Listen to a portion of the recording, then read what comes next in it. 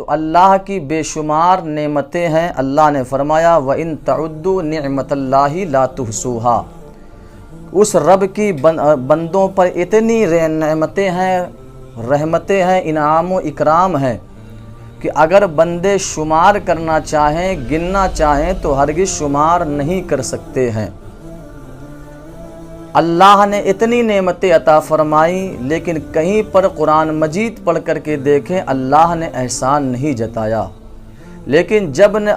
رب نے اپنے پیارے محبوب علیہ السلام کی بعثت فرمائی، اپنے محبوب کو بندوں کو عطا فرمایا، تو رب ارشاد فرماتا ہے لَقَدْ مَنَّ اللَّهُ عَلَى الْمُؤْمِنِينَ إِذْ بَعَثَ فِيهِمْ رَسُولًا، کہ اللہ نے تمہارے درمیان اپنا رسول بھیج کر تم پر احسان کیا ہے۔ تو بندوں کو چاہیے کہ اپنے نبی کریم صلی اللہ تعالی علیہ وسلم کی تشریف آوری پر رب تبارک و تعالی کا جتنا زیادہ شکریہ کر سکیں وہ کریں، اس لیے کہ رب ارشاد فرماتا ہے لَأَزِيدَنَّكُمْ لَأَن شَكَرْتُمْ، اگر تم اس کا شکریہ زیادہ کرنا شروع کر دو گے تو اللہ تمہیں اور نعمتیں عطا فرمائے گا۔ تو اللہ کا رب العزت کا خوب شکریہ ادا کرنا چاہیے کہ اللہ رب العزت نے اپنے محبوب علیہ السلام کو اس کائنات میں مبعوث فرمایا۔ اللہ کے حبیب علیہ السلام ربیع الاول شریف کی 12 تاریخ کو بھور کے وقت میں مکہ مکرمہ کے اندر سردار مکہ عبد المطلب کی حویلی میں حضرت بی بی آمنہ رضی اللہ تعالی عنہا کے بطن اقدس سے اس کائنات میں تشریف لائے۔ اللہ کے حبیب علیہ السلام تشریف لائے، سیدہ طیبہ طاہرہ بی بی آمنہ رضی اللہ تعالی عنہا ارشاد فرماتی ہیں میرے شوہر کا پہلے ہی انتقال ہو چکا تھا۔ جب میرے بچے محمد کی ولادت کا وقت قریب تھا تو میرے پاس کوئی دائی، کوئی ہمسائی نہیں تھی۔ آپ جانتے ہیں کہ جب ولادت کا وقت قریب ہوتا ہے تو اس عورت کے پاس کوئی نہ کوئی دائی، کوئی نہ کوئی ہمسائی نرس ضرور ہوا کرتی ہے۔ سیدہ آمنہ فرماتی ہیں میرے پاس کوئی نہ کوئی دائی، کوئی ہمسائی نہیں تھی، بلکہ جب میں نے سوچا، مجھے درد زہ شروع ہوا تو میں عبداللہ کو سوچ کر رونے لگی، کاش آج عبداللہ ہوتے تو کسی دائی کا انتظام کرتے، کسی عورت کا انتظام کرتے۔ میں عبداللہ کو سوچ کر رو رہی تھی کہ اتنے میں نے اپنے غلام کو بھیجا، جاؤ پیدائش کا وقت ہے، درد زہ شروع ہے، کہ مکے سے کسی دائی کو لے کر آؤ،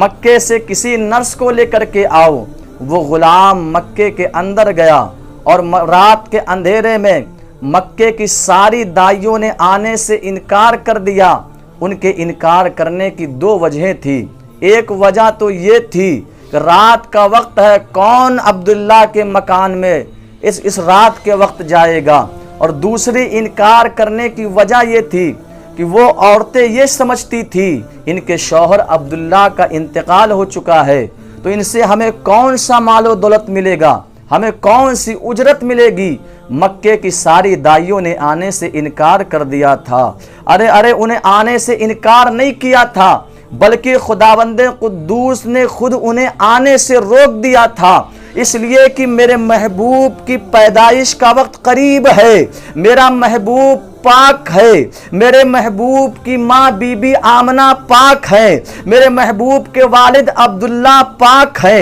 میرے محبوب کی امت پاک ہوگی، میرے محبوب پر اترنے والا قرآن پاک ہوگا، میرے محبوب کی اولاد پاک ہوں گی، تو پاک کا وقت ہے تو میں پاک عورتوں کو بھیجوں گا۔ مکے کی ساری عورتیں بت کی، شرک کی آلودگیوں کی وجہ سے ناپاک ہیں، اے جبریل فوراً جنت جا، جنت سے تمام نسل انسانی کی ماں حوا کو لے جا، حضرت ابراہیم خلیل اللہ کی بیوی سارہ کو لے جا، عیسیٰ روح اللہ کی ماں مریم کو لے جا، موسیٰ کلیم اللہ کی ماں آسیہ کو لے جا، اور حوران جنت کو لے کر کے میرے محمد کی دائی بنا دے۔